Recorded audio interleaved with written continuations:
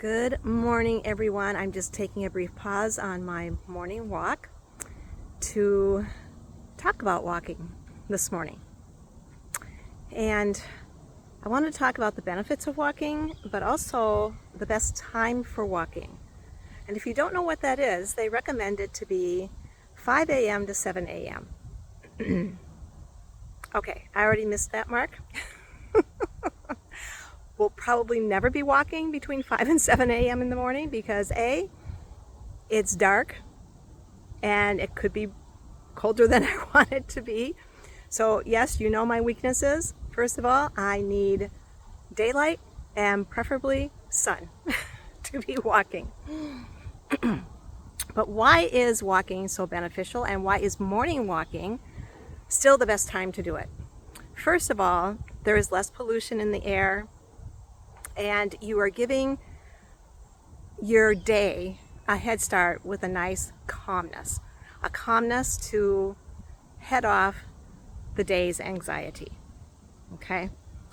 Why is walking beneficial? There's a lot of benefits to it. Ultimately, it increases your blood and oxygen circulation. This, in turn, gets more oxygen and blood to your muscles and to your brain, which then gives you better cognitive ability. It helps with all kinds of cellular function within your muscles. Walking also produces endorphins, which make for a happy mood, and it helps with other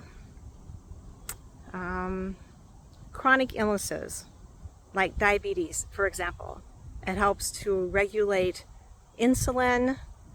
It helps to lower the desire, your sweet tooth desire, and other things like cardiovascular risk. It lowers that. There's a whole host of things. It also helps with, like I said, boost your mood. And because you are walking, you are using those core muscles. When you use your core muscles, it helps to improve digestion. And who doesn't need good digestion, right? So did you see the domino effect there? Increase oxygen and blood, supports your muscles, supports your brain, supports your digestion, reduces risk for chronic and serious illnesses, boosts your mood. There's a little domino effect going on there. But the key is it's recommended to walk 30 minutes every day. Every day means consistency. Without consistency, those benefits will not be gotten.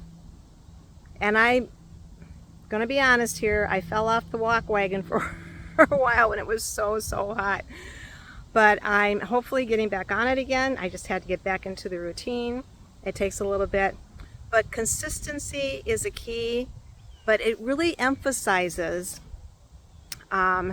walking and the benefits of it and what it does. That domino effect really emphasizes how one thing that we do, either positive or negative, impacts the rest of your body, positively or negatively. And if you don't know, maybe you've been feeling sluggish and you don't really know what's going on, you feel like you're doing things. Honestly, the health and wellness scans that I have been doing have been phenomenal to show how the things that we do impact so many areas of our body. And the things that we do to improve our health impacts other areas of our body.